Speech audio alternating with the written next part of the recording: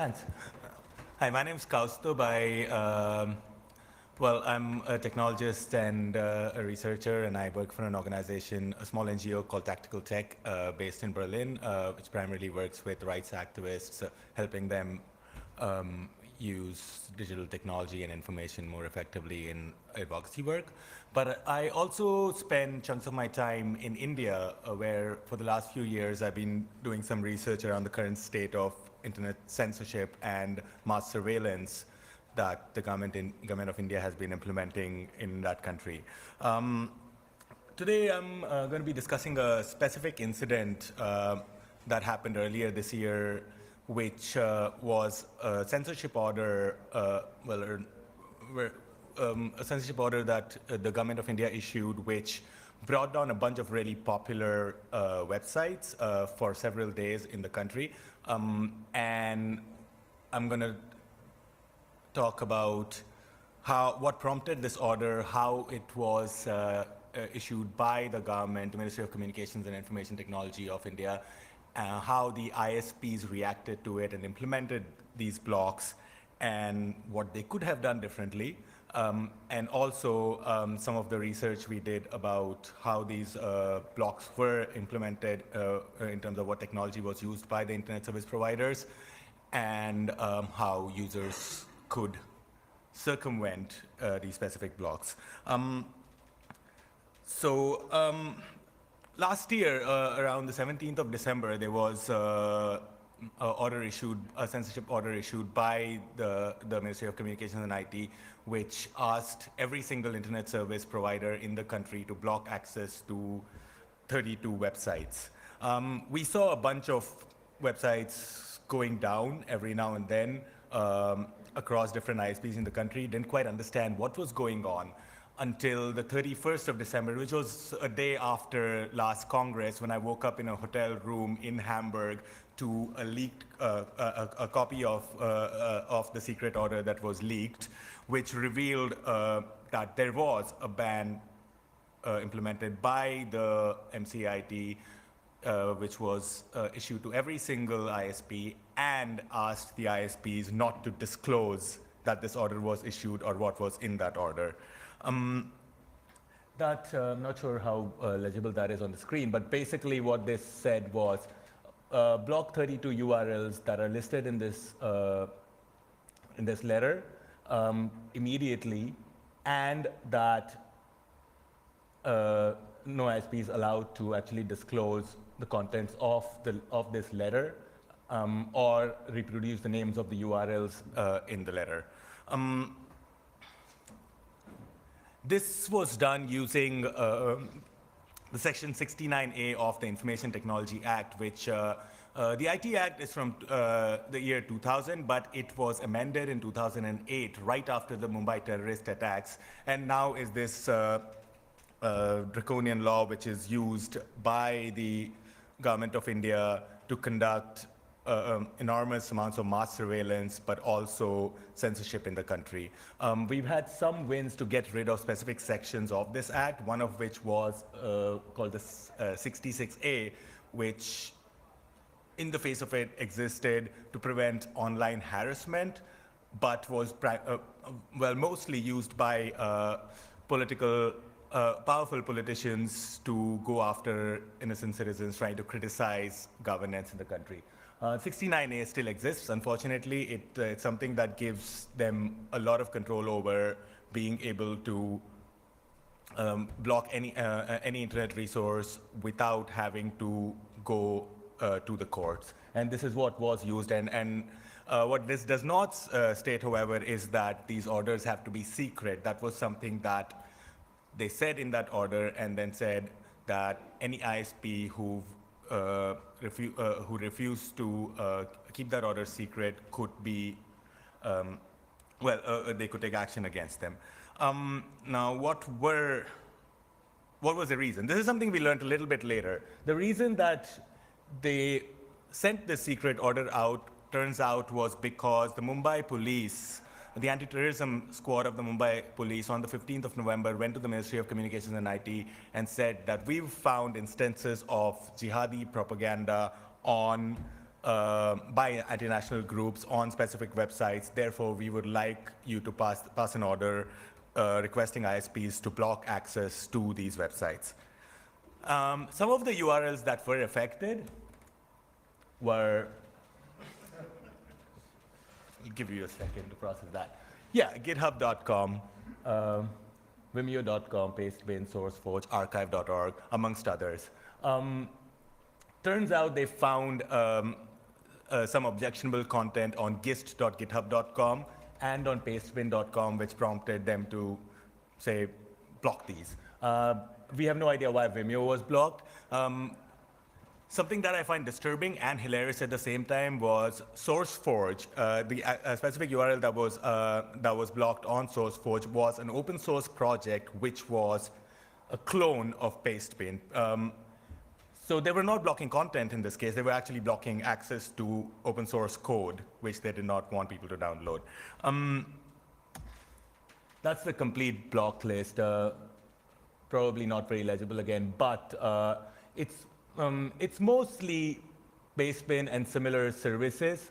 It also has some free web hosting services which are blocked, and popular media services such as vimeo.com and dailymotion.com. And archive.org, which is basically the largest internet archive on the internet. So, yeah, this was New Year's Eve. I was at a party with a few friends, bunch of geeks, like we do on New Year's, hang out with our friends. And I started talking to a few people. A couple of them are in this room right now. And we thought it may be a good idea to conduct some investigation about how these blocks were being implemented and how people could circumvent these blocks. So between the 1st and the 3rd of January, we spent several hours trying to collect censorship measurements across multiple ISPs in India. We were able to do this across 7 different ISPs, including the state-run Mahanagar Telecom Nigam Limited, which is one of the largest ISPs in India, and Tata Communications, again, one of the larger internet service providers in the country. And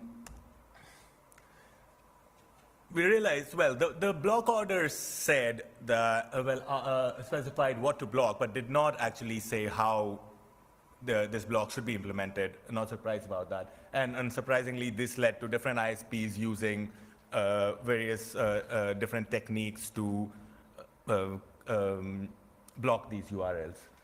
In some cases, the same ISP was using different techniques to implement this block, implement these blocks.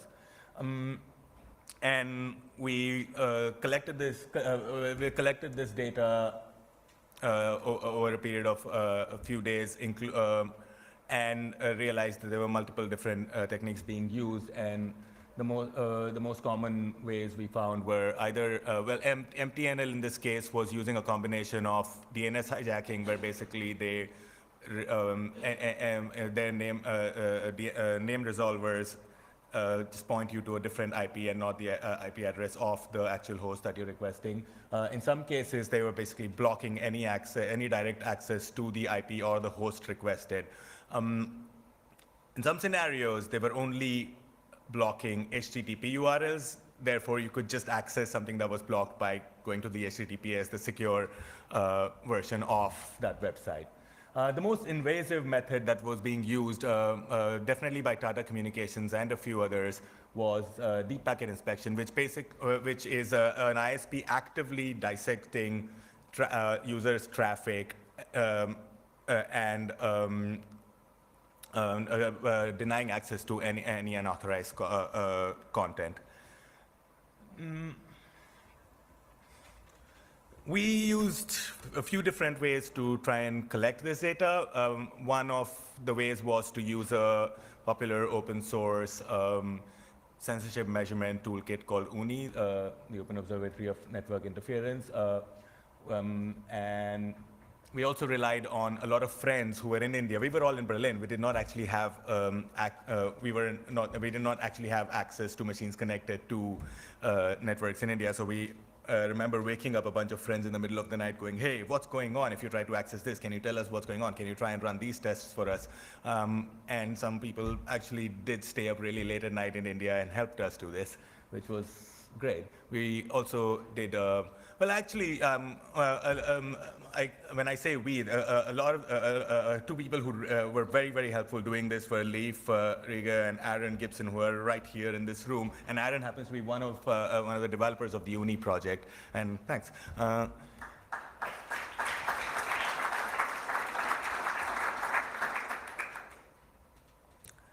So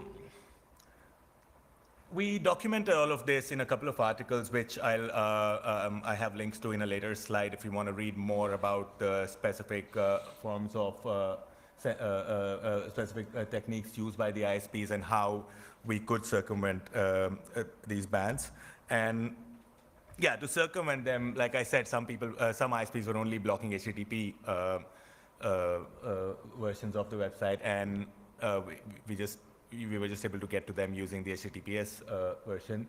Irrespective of that, I highly recommend that everyone just use HTTPS everywhere in their web browsers at all times, which is a plugin developed by EFF, which for a lot of websites will present you with an HTTPS version of the website, even if you make a request to the HTTP version. DNS-based DNS hijacking could be circumvented by just using a different name server. There's a lot of public name servers out there. Most popular ones, a couple of really popular ones being the Google's public DNS and OpenDNS. There were a few others. Basically, any public DNS server that was outside of India helped us circumvent DNS hijacking. We realized that at no point were we not able to access any of these 32 blocked URLs using Tor, and or most VPNs, virtual private networks that we used, or some proxies. So it wasn't really very difficult to get around these blocks, it's just that we had to understand how different ISPs were doing it and what the most efficient way of getting around it was. So that's what we did between the first and third, and we wrote about it. But since then, one of the things that we did was set up a server in India where we started collecting reports using Uni, and we've just left that running, and we've been collecting that data continuously. And something that I've been starting to work on of late is trying to make sense of all the data that we've collected over the year and publish it in a sensible way and maybe visualize it in ways. And we've been doing this not just for the 32 URLs that were in that censorship order, but using a couple of different lists, including those 32, but also a web developer in India called Tejas GN, who has been compiling a list of URLs that have been reported as being censored in India. We also have always welcomed any help that anyone wants to give us in terms of reporting censorship, or software developers, technologists who want to help run censorship measurement using Uni or other methods to help us. So there is an email address out there if you want to get in touch with us to help us continue these efforts. Another thing that I recently started working on is turning that website, chaoslab.in, into something that could be a continued effort on measuring censorship in India and publishing all this data there. So hopefully that'll happen some point soon. Just to talk about what the ISPs could have done slightly differently here, or what ISPs should do when they are dealing with censorship orders issued to them. No ISP actually informed any of their customers until that order was leaked to us that this order that they were asked to censor any of these URLs. I think every ISP should take this really seriously. They should be more transparent about censorship orders, and whenever possible, inform their customers as promptly as they can that they have received in order to block access to an internet resource. Also, there's, especially in India, there is no law that requires any internet service provider to deploy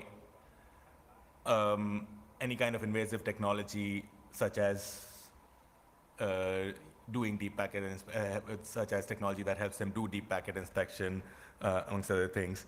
Therefore, I would like all of us to appeal to our internet service providers and say, don't deploy unnecessary invasive technology in your infrastructure when you don't need to. That just makes it a lot more difficult for people to for governments to actually pressure you into using technology like this to block access to the internet. And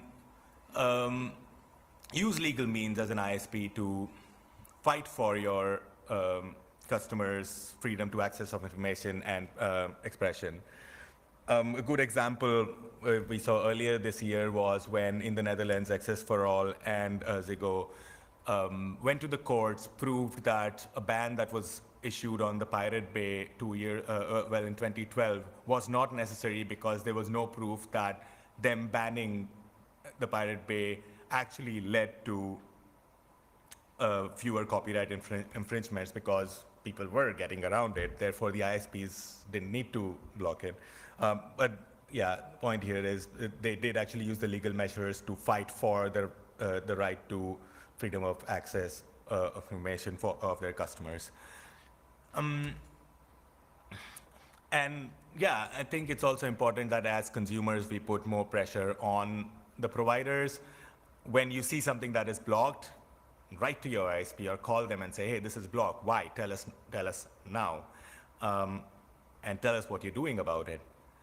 Also, tell them that your customers are unhappy that they cannot access what they're paying you to access, and pass that on to the authorities who are asking you to block access to these internet resources.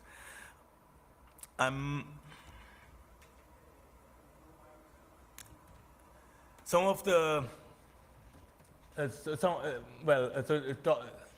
I'm just going to mention some things that helped that we recommended in the articles we wrote to people who were being affected by these blocks and how they could circumvent it.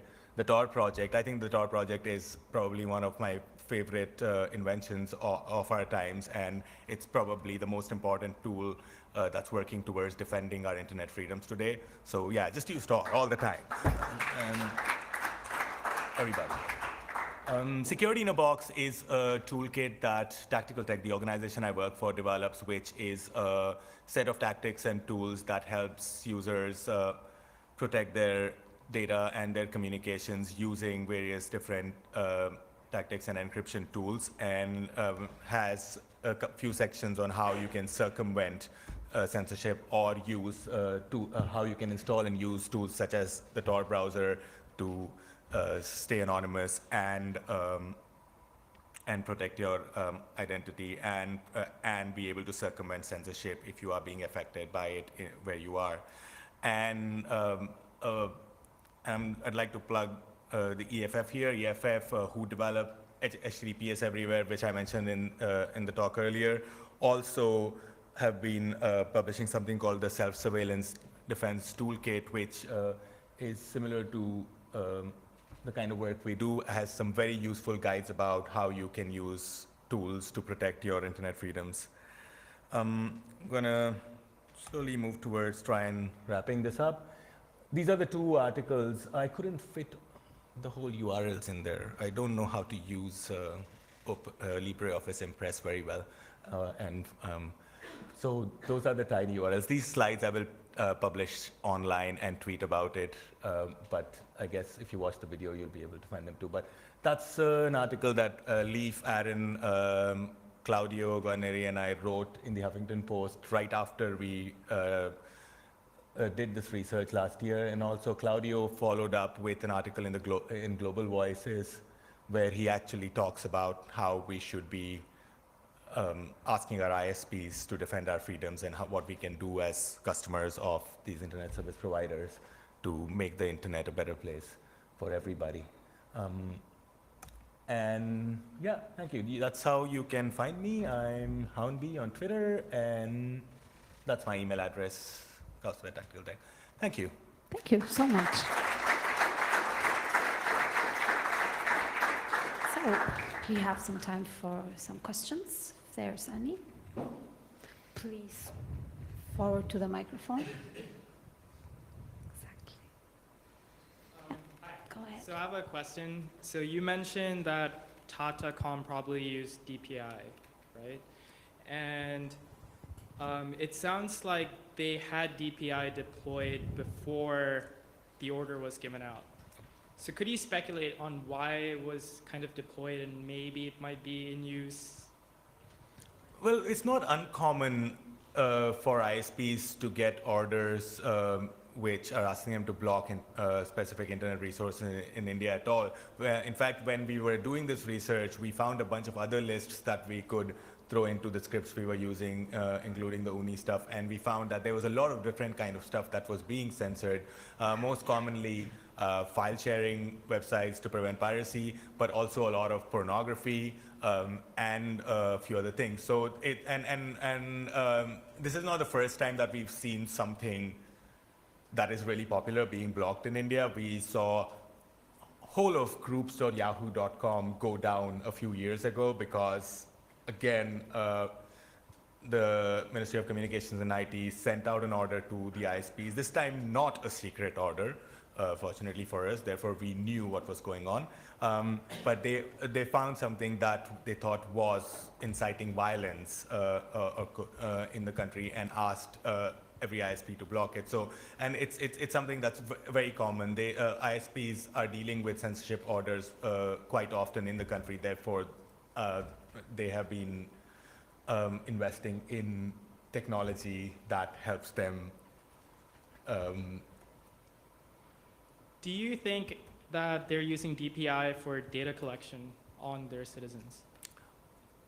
Well, I would only speculate if I were to answer that question. Therefore, I would say I'm not certain if they're doing that, and we have no evidence that they are actually doing that. Thanks. Cheers. Thank you so much. If there's any question, please forward to one of the mics. Two questions. The first is, does some national or specialized media ever wrote an article about that censorship happening in India, within India? And the second is, there were a spike in the usage, in the amount of Tor users in India after that, that censorship order has been implemented? To answer the first question, yeah, there was massive coverage of the two really large incidents. One of them being this, and the other one I mentioned earlier when groups.yahoo.com was blocked for, I think, over a week a few years ago. Yeah, it has been covered by large news media outlets. It has been reported. This one was also reported after